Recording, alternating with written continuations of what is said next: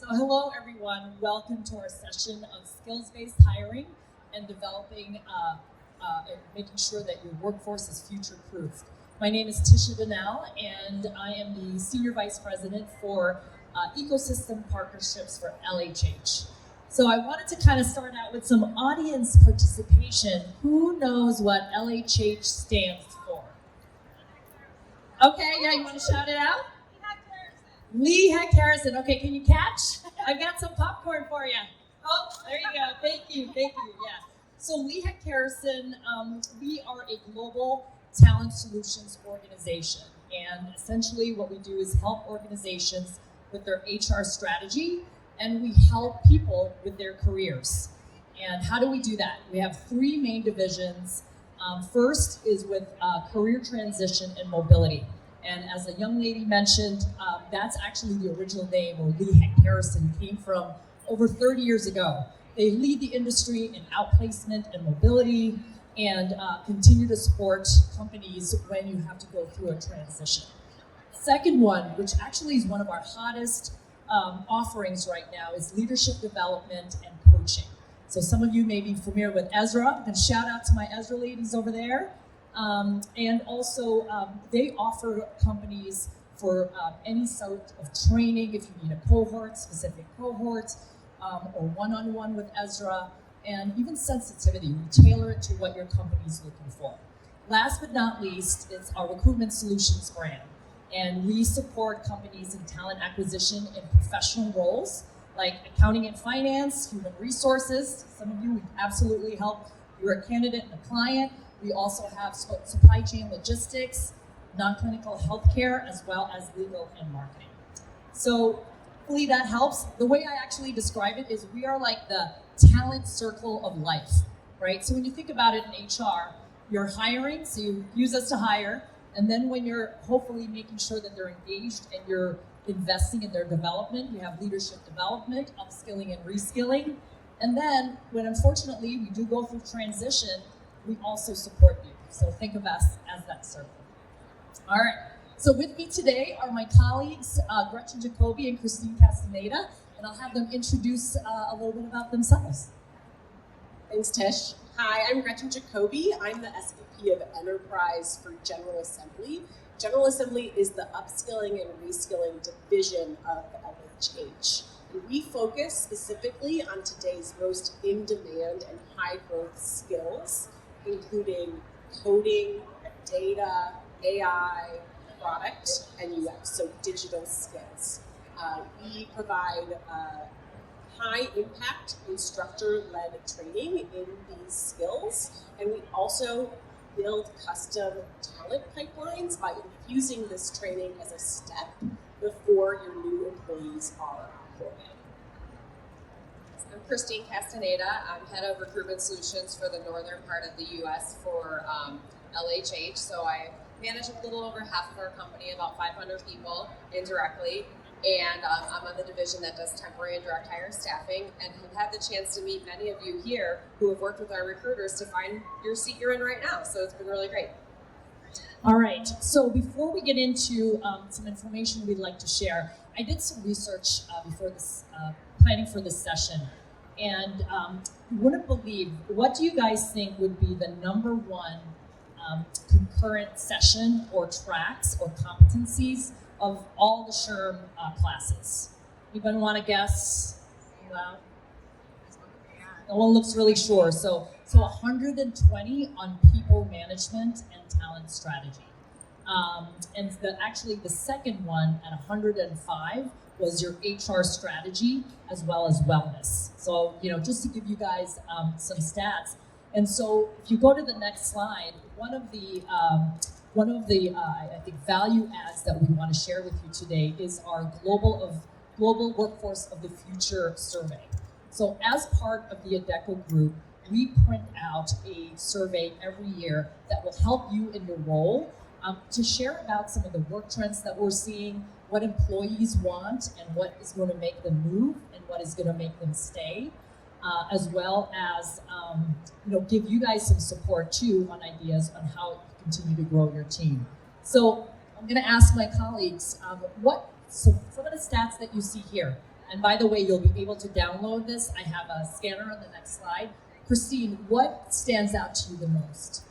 I would say when reading the report, two of the things on that slide that jumped out at me. Can you hear me? Is that good? Sorry. Okay. The two things that jumped out at me the most was the 72% of workers contemplate future career plans at least quarterly. And I'm just going to stop there. You can read the rest of it. But for me, I think of, gosh, when I look at my team, I have a big team. I talk to them about it once a year, maybe twice, on like really what they're looking for. And not just their career path, but what new skills are they looking for that maybe I can work with GA on to upskill them. But we don't have those conversations enough. And I think it needs to be more like in our daily, weekly meetings with them to figure out what's next for them. And the second one was 64% of workers think companies should upskill employees before going to the outside. And I was joking with Tisha earlier this morning that we kind of did upskilling and reskilling before it was like a buzzword. So I've been here a little over 20 years, and there's many folks on my team that started maybe in an administrative role, and we upskilled them, and they're salespeople now, recruiters, they're in leadership. But also some of our folks that have, as tech and AI have transformed over the past couple of years, have showed interest in that. And we immediately took to them and said, you know what, your job can probably be done by technology, but what can I do to keep you here? Because it's all about retention.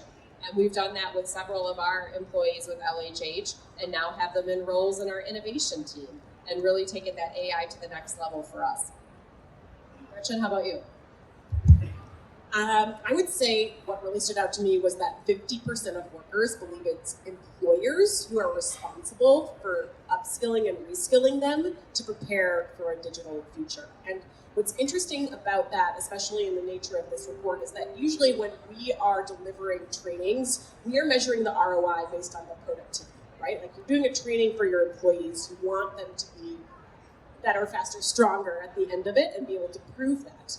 But what this shows is actually that the knock-on effects of the talent attraction benefits and the talent retention benefits are huge, because employees expect that. They don't expect it just so that they can be better at their jobs. They expect it because they expect their employers to invest in them and bring them along on the journey.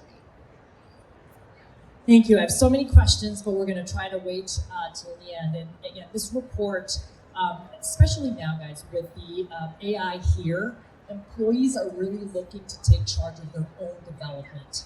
And so with that, they're also looking at employers. That to me is what stood out, that they are looking for their employers. So even what Christine mentioned, keep it in the conversation, guys. Like, what do you want upskill and reskill? Right? Because that is going to know that you're listening to them, and you know that you're looking out for them as well. All right, so we'll switch over to skills-based hiring, which I feel like also is a buzzword. What do you believe some of the trends are that you're seeing as it relates to skill-based hiring? I know Gretchen talked about a few. Yeah, I would say that the number one trend that we're seeing is dropping the 4-year degree requirement in job descriptions. So a bachelor's degree in a job description is often just a proxy for the skills that a hiring manager believes are conferred by the bachelor's degree.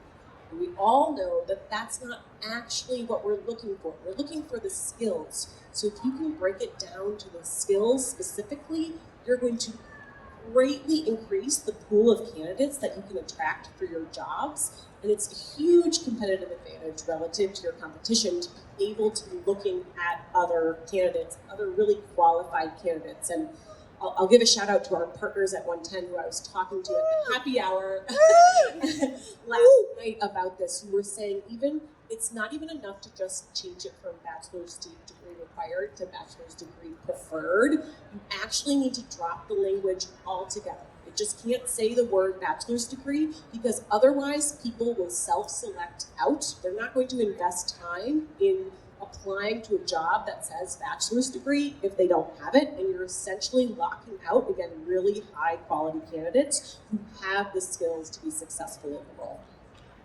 I think another thing too, if you don't drop it, I just was thinking about this morning after our conversation, AI or technology is going to opt the people out of it. So if they don't have that, immediately they're not even going to be qualified for the position. And I think that's unfortunate, because that does a lot of matching in the background. But for us on the hiring side, I just want to say some of the trends that we've been seeing is the degree dropped for some of our roles. I mean, there are some positions that's not possible, right? If you're an accountant and a CPA, you need that to do tax. So we have to keep it there. But for our roles that we're working on that we can talk to our clients about, looking at candidates that don't have that degree, we've seen a big shift there. And I think we've also seen a shift in the hiring process of people incorporating assessments a lot more pre-hire to make sure that these candidates know the skills and give them a platform to showcase their skills if they don't have that degree that maybe they're ideally looking for, so that we can move forward with that candidate. And it's been really refreshing to see our clients open their minds up and also like open their candidate pool up to look at a bigger crowd. So show of hands, audience participation. How many of you have changed your hiring process in the last 2 years? Okay, it's actually interesting, like a small percentage.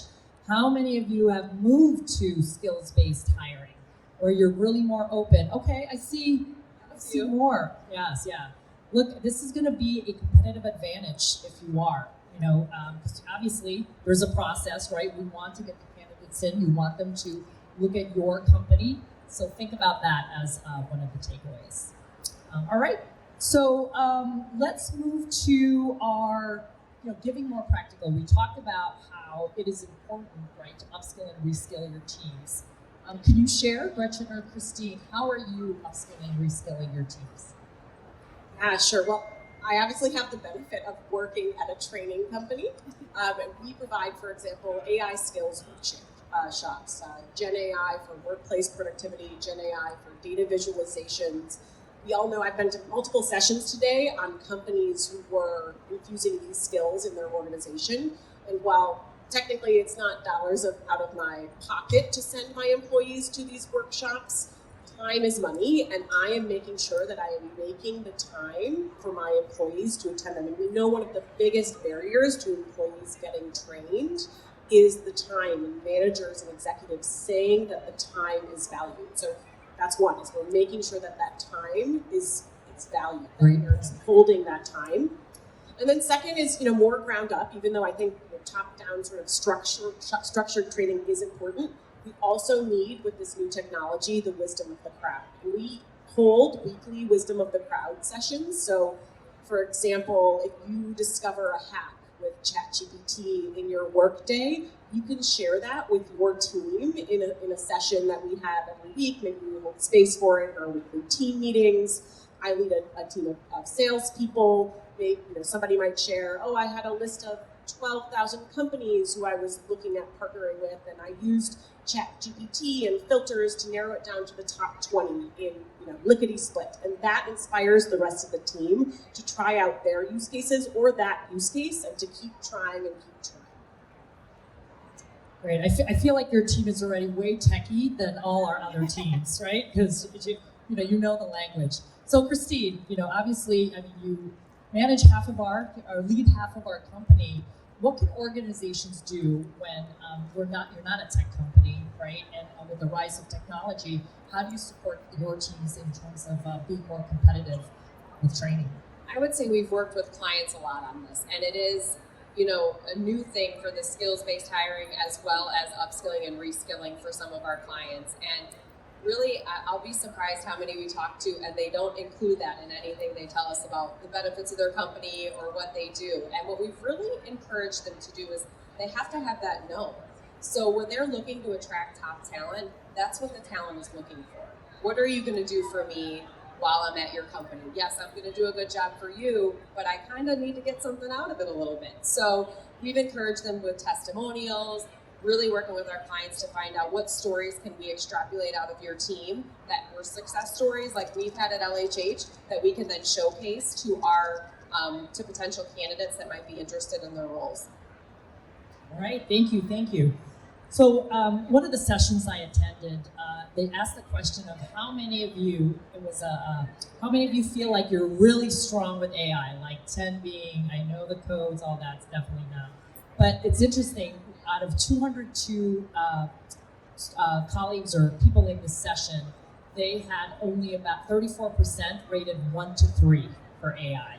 So, and I think that's where I'm probably maybe a 4, But I think, where we want to shift and really It's also a 4 for the record. I think it might be more, but so talk to us about the AI roles that you're seeing within GA. That would be huge for us. Yeah, well, I mean, what's interesting is that, I just talked about AI-specific training. That's not actually even the key trend that we're seeing necessarily. It's more that AI is infused in every single training. So you're trying to upskill somebody on using data as a storytelling device. So you could do a training on that, but you don't do that without having AI as a tool in using as data as a storytelling device. And so that's really the trend that we're seeing with AI.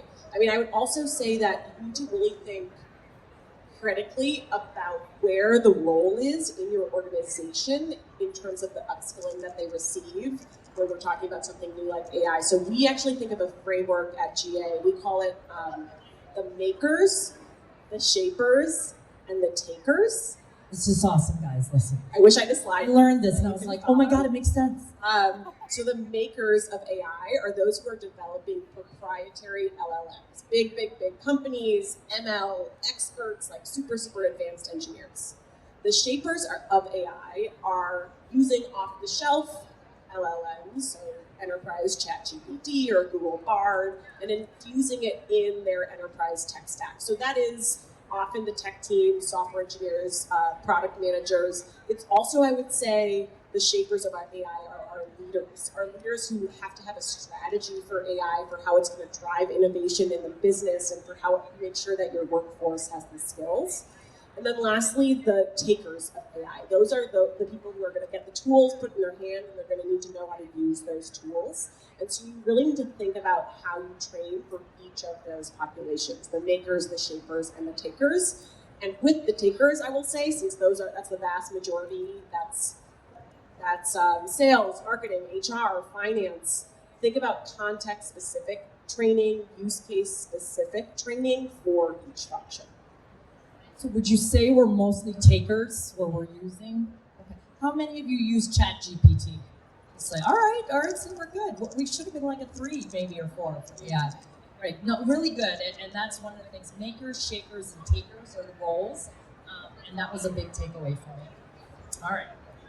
I think we are looking at time. We're doing pretty good still. But I did want to open it up in terms of questions or anyone have specific questions on that Gen AI? Not right now. Okay, go ahead. Plan for them. So I just wrote this down. You said that it's really beneficial to have use case scenarios by function. What kind of trainings are those? Like, is that something that we could purchase, or are there specific things that you recommend? There are Gen AI for HR professionals, Gen AI for product managers, Gen AI for finance professionals, Gen AI for marketers. So how are you using Gen AI in the specific workflows of that function? Yes, those exist. I mean, we have them. We can also we build new ones. One of our value props is we customize for our clients specific industries and functions and use cases. But you can also honestly just Google and you're going to come across training courses for those functions. I think that's the overwhelming part. There is so much. And so being able to have somebody say, okay, check out these particular things. These are vetted. We agree with these. We use these. That's very beneficial. So if you have any recommendations, I would love to hear that, or even after. Yeah, let's chat after. I mean, because I'm biased, of course, but instructor-led training is not for everyone. Instructor-led training does take time to come out of seat.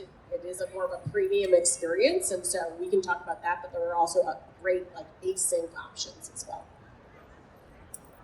Anyone else? Got some popcorn. Anybody else? All right, great. And I just want to add to that as well, because we have talked to clients where they actually have created their own ChatGPT within their company, and even giving time back to our colleagues or employees to use it, giving them opportunities, because that's going to take away the stigma of AI and what it does. All right? I was just going to add to that, Tish. I mean, real life experience. I was probably like a 2 about AI a little while ago, maybe a 1. And I always said, you can't fight Watson. We call Watson, like that's AI to us at our company, is like, we got to embrace it. And giving people the time to do it. When I actually sat down and sat through some trainings that were short so that I could like quickly move on, it was really beneficial. So putting that time aside and looking at like, start small and then you grow into it. But I think it's been really beneficial for our employees to put the time aside. Great. Okay. So as we're winding down, I'm going to give you guys the opportunity. I know there's always that. What's your one takeaway? If there was one to do or your advice, what would you share with our audience? So I think what's really funny about AI, obviously it's this huge disruptive technology. And in the last 10 plus years, especially in the technical space, we've seen a proliferation of new technologies, new tools, new languages, new frameworks. And without fail, what happens is that a new language is introduced, and the next day a job description goes up asking for 5 years of experience. So Go was introduced in 2009. Immediately, five years of experience in Go is required to get a job in this programming in this language. Elixir in 2012, immediately you need 5 years of experience. So don't be that guy with AI, right? If your job descriptions are starting to say ChatGPT preferred, your ChatGPT knowledge and skills and productivity workflows preferred, before you go there, make sure you've invested in your internal people, because you're not going to be finding it externally if you're not investing in your internal people. And so don't miss that step. That's what I would say. I think right now there are hiring managers everywhere who are putting that bullet into their job descriptions. Don't let that happen without making sure that your internal employees have those skills.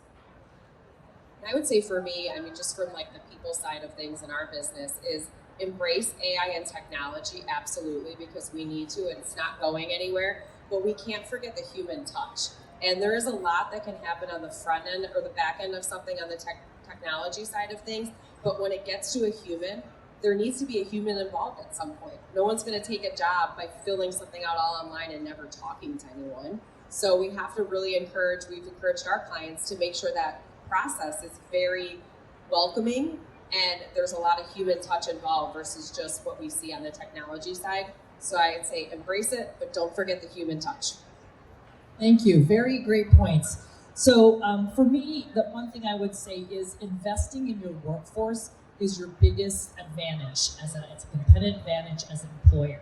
So we're going to help you with that. So you can see here is the survey that you can download, the report I've shared. I know some of you have small HR teams, and show it to your executive leadership team and say, this is what the trends are happening globally. I think I forgot to mention 23 countries and 30,000 employees.